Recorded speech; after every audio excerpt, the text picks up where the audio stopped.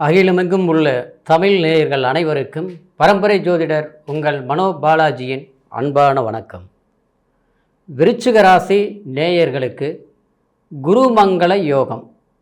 இந்த குருமங்கள யோகம்ங்கிற ஒரு அற்புதமான நிலையில் தங்களுடைய ராசி விருச்சிக ராசி நேயர்களுக்கு எந்த அளவுக்கு ஒரு அற்புத யோகா சாதகமான மேன்மை நடக்கப் போகுது அப்படிங்கிறத பற்றி தாங்க இந்த பதிவில் இன்றைக்கி நம்ம பார்க்க போகிறோம்.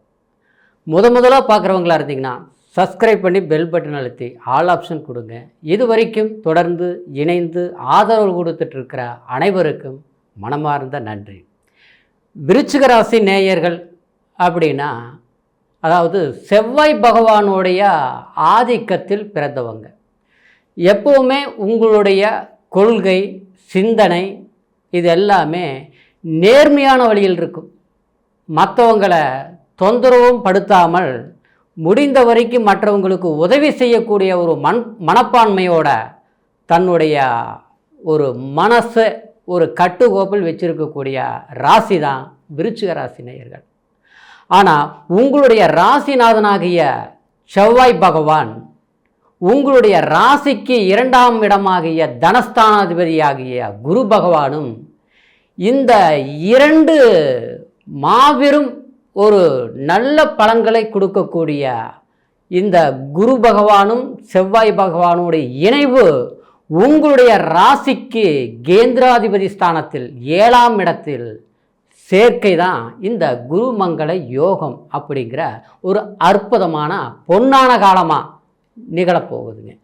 இந்த காலகட்டத்தில் உங்களுடைய மனநிலை கடந்த காலங்கள் எவ்வளவு ஒரு சிரமங்கள் பட்டிருந்தாலும் சில மன அழுத்தம் மனவேதனை அதாவது நமக்கு வரக்கூடிய பொருளாதார மேன்மைகள் நினைச்ச மாதிரி சாதிக்க முடியாமல் சில தடைகள் இருந்தாலும் வரக்கூடிய இந்த ஜூலை மாதம் 13ஆம் தேதியிலிருந்து ஆகஸ்ட் மாதம் 20ஆம் தேதி வரைக்குமே கிட்டத்தட்ட இந்த 1.5 மாத காலமும் உங்களுக்கு இது அற்புதமான பொன்னான காலமாக உங்களுக்கு செயல்பட போகுதுங்க.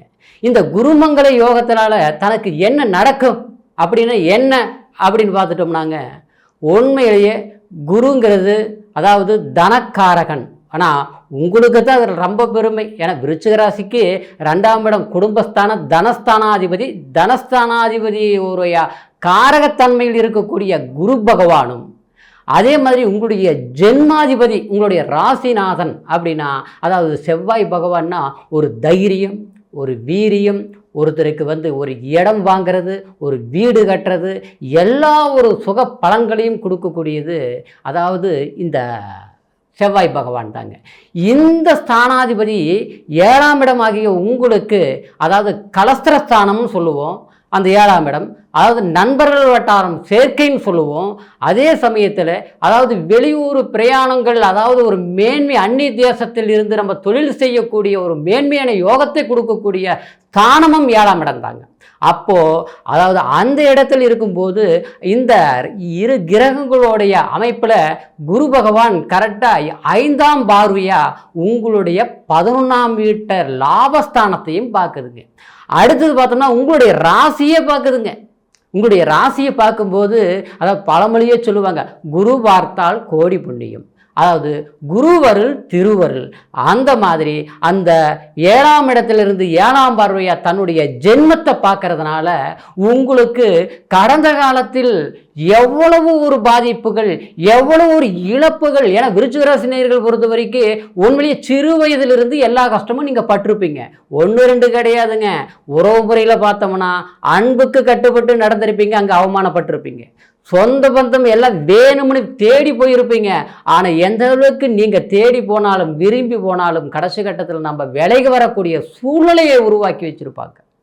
அதே சமயத்தில் நீங்கள் பூர்வீக சொத்து சம்பந்தமாக எத்தனை இருந்தாலும் அந்த இடத்துல இருக்கக்கூடிய ஒரு நிலைகள் இல்லாத அளவுக்கு சில பிரச்சனைகளும் கொடுத்துருக்கும்.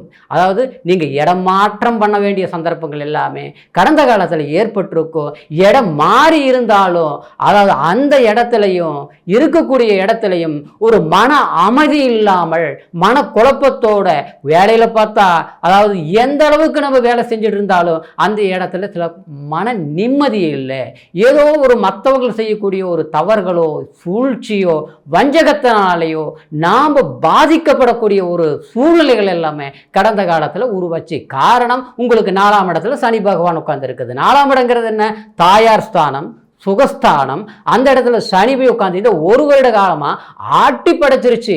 எப்படி சொல்லணும், நீங்கள் பார்த்தீங்கன்னா விடிய விடிய ஒரு யோசனை பண்ணுவீங்க. அப்படி செய்யலாமா, நாளைக்கு இப்படி செய்யலாமா அப்படின்னு முயற்சிகள் எடுக்கிறதுக்கு உண்டானா சில முறைகளை, எண்ணங்களை, சிந்தனைகளை செயல்படுத்தலாம் நினைப்பீங்க. ஆனால் விடிந்த பிறகு பார்த்தோம்னா நாம் நினச்சது ஒன்றுனா நடக்கிறது ஒன்றா இருக்குது, கணக்கு போடுறது ஒன்றா இருக்குது, எல்லாம் கரெக்டாக போயிட்டு இருக்குது. 90% ஓகே. கடைசி கட்டத்தில் அந்த 10% பார்த்தோம்னா ஃபெயிலர், முடியல. அந்த வேலையை மறுபடியும் தள்ளி போடக்கூடிய ஒரு சூழ்நிலைகள் உருவாகி போச்சு. அடுத்தவங்க நம்பணும், அந்த நம்பிக்கையினால் அவங்க கடைசி நேரத்தில் கை விரிச்சிட்டாங்க.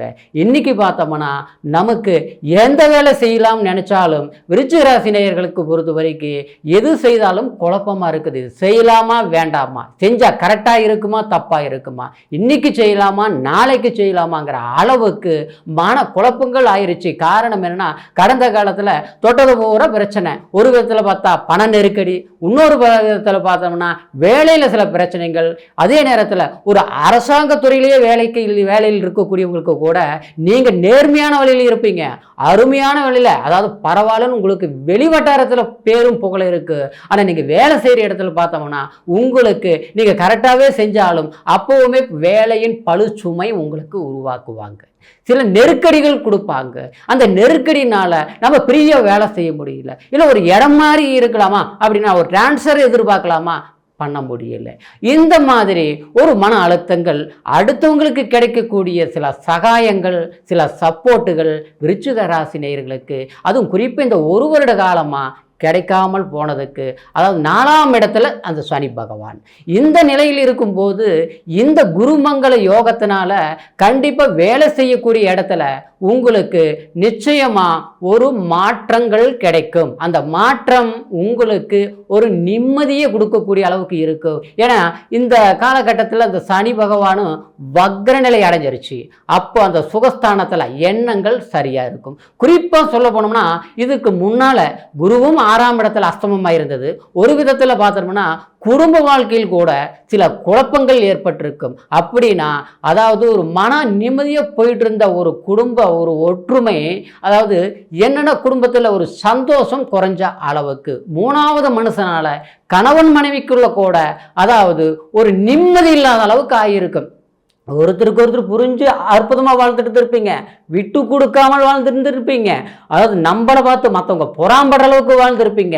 ஆனால் அந்நிய மனிதர்கள்னால நம்ம நெருங்கி பழகிறதுனால தன்னுடைய குடும்பத்தில் என்ன ஆகி போச்சுன்னா சில விதமான குழப்பங்கள் ஏற்பட்டு ஒரு மன அமைதியாக ஒரு இடத்துல உட்கார்ந்து மனசு விட்டு பேச முடியாமல் சூழ்நிலைகளும் உருவாகியிருக்கும். இதனால் நமக்கு ஒரு விதத்தில் பார்த்தா குடும்ப சூழ்நிலையிலையும் பண நெருக்கடிகள் வருது. குடும்பத்தில் ஒரு மன அமைதி இல்லாத அளவுக்கு, சந்தோஷம் இல்லாத அளவுக்கு போயிருச்சு. வெளிவட்டாரத்தில் பார்த்தோம்னா தொழில் ரீதியில் பிரச்சனை, இது என்னதான் செய்யலாம், எப்போதான் தீரும் அப்படிங்கிற ஒரு மன அழுத்தங்கிறத விட இது எப்படி தீர்க்கிறதுங்கிற ஒரு குழப்பங்கள் அதிகமாக இருக்கும். சிலருக்கு பார்த்தோம்னா விருச்சிக ராசி நேயர்களுக்கு கண்டிப்பாக எந்த விஷயத்தையும் ஒன்று தொட்டிங்கன்னா அது முடிக்காமல் விட மாட்டீங்க. அது முடியாத வேலையாக இருந்தாலும் கூட சரி, கண்டிப்பாக உங்ககிட்ட ஒப்படைச்சாங்கன்னா நீங்கள் முடிச்சிருவீங்க. அதாவது கட்டுமான தொழிலாக இருந்தாலும் சரி, அதே மாதிரி பெரிய அளவில் பட்ட படிப்புகள் படித்து மேன்மையான நிலையில் நீங்கள் 10 பேருக்கு 50 பேருக்கு வேலை கொடுத்து நீங்கள் வேலை செய்யக்கூடியவங்களா இருந்தாலும், ஆனால் சொந்த தொழில் பண்ணிட்டு இருந்தேன், நல்லா போயிட்டு இருந்தது வேலை, இப்போ பார்த்தோம்னா முடக்க நிலை ஆகிப்போச்சு. மாதிரி வேலையை செய்ய முடியல. ஏதோ ஆட்களும் வர்றாங்க, கரெக்டாக இருக்கிறாங்க, கொஞ்ச நாள் பார்த்தா மறுபடியும் விட்டுட்டு போயிடுறாங்க. ஒரு வேலையை தொட்டோம் முழுசாக முடிக்க அப்படியே முடித்தாலும் முழுமையான பணம் பொருளாதாரம் நமக்கு வர வேண்டியதை வரமாட்டேங்குது. ஆக மொத்தத்தில் வேலையில் முதல்ல இருந்த ஒரு இன்ட்ரெஸ்ட்டு, ஒரு பற்றுதல், ஒரு வேகம் இப்போ இல்லாமல் போயிடுச்சு அப்படிங்கிற ஒரு நிலை இருந்தது. காரணம் என்னென்னா, பஞ்சமாதிபதி ஸ்தானத்தில் ராகு பகவான் வேற உட்கார்ந்து இருந்தது. அப்போது நமக்கு நாம் ஒரு அடுத்தவங்களுக்கு ஒரு ஐடியா சொன்னோம்னா அது நல்லா இருக்குது. ஆனால் நமக்குன்னு ஒரு முயற்சிகள் எடுக்கும்போது அந்த முயற்சிகள் தடுமாற்றத்தை கொடுக்குது. எல்லாம் சரியாக தான் இருக்குது, கடைசி கட்டத்தில் ஏதோ ஒரு சிக்கல் ஆயிடுச்சு இப்படிங்கிற ஒரு நிலை இருந்தது. இந்த நிலை மாற்றத்துக்கு நிச்சயமாக கண்டிப்பாக குரு பகவான் தனஸ்தானாதிபதி, புத்திரஸ்தானாதிபதி, அதாவது வெச்சது மட்டும் இல்லை நினைச்சதும் சாதிக்க முடியும். அற்புதமான காலகட்டமா இந்த பார்வை பலமும் உங்களுக்கு இந்த குருவும் செவ்வாயும் குரு மங்களத்தினால் 3ஆம் பார்வையா கரெக்டாக உங்களுடைய அதாவது 3ஆம் இடத்தை 9ஆம் பார்வையா குரு பகவான் பார்க்கும்போது கண்டிப்பா உங்களுடைய குடும்ப சம்பந்தப்பட்டது, தைரியம், வீரியம், வெற்றி சம்பந்தப்பட்ட சில சாதகமான யோகங்களை நிச்சயமாக நீங்கள் செஞ்சு முடிக்கக்கூடிய ஒரு காலகட்டமாக இருக்கிறதுனால உங்களுக்கு அதாவது ஆகஸ்ட் 20ஆம் தேதி வரைக்கும் அற்புதமான பொன்னான காலம், மேன்மையை தரக்கூடிய காலம். அப்போது இந்த நேரத்தில் கண்டிப்பாக நீங்கள் சரியான முறையில் பயன்படுத்திக்கணும், முயற்சிகள் எடுக்கணும்.